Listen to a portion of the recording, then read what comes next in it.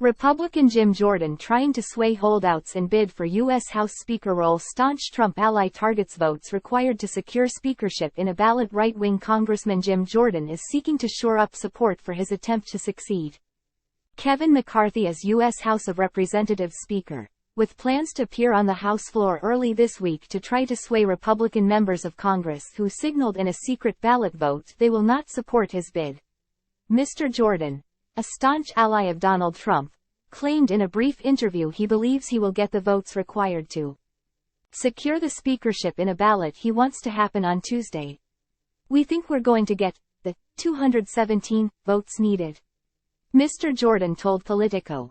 Former House Speaker Kevin McCarthy has expressed support for Mr. Jordan's bid to succeed him after a small faction of 8 Republicans in the House joined Democrats to oust Mr. McCarthy from the role earlier this month and plunged the party into a bitter squabble. Congressman Steve Scalise of Louisiana was slated to secure the Republican nomination for the Speaker role before Mr. Scalise withdrew from the speakership race after he failed to secure enough support to win a vote.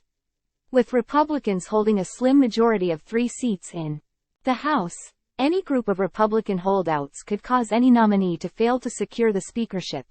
Several Republicans have publicly said they remain no votes on Mr. Jordan's speakership. Mike Rogers of Alabama and John Rutherford and Carlos Jimenez of Florida are reported to be in this group. Time equals 400 Ms. Greater than Mr. Trump has vocally supported Mr. Jordan for the speakership role. The stalemate has halted legislative business.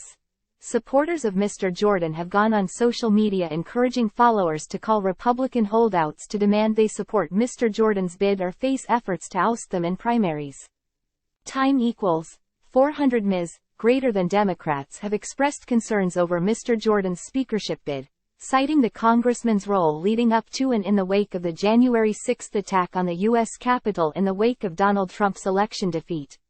House Republicans are intent on doubling down and have chosen to nominate a vocal election denier in Jim Jordan, said Congressman Pete Aguilar, chairman of the Democratic caucus. A man whose rhetoric and partisanship fomented the January 6 attack on this very building, on these very steps. Republican infighting has left the House paralyzed for close to 2 weeks, since Mr. McCarthy's removal. Time equals 400 Ms. Greater than Republicans control the House of Representatives by a narrow 221 to 212 margin, meaning they can afford to lose no more than 4 votes if Democrats vote against Mr. Jordan, as they are expected to do.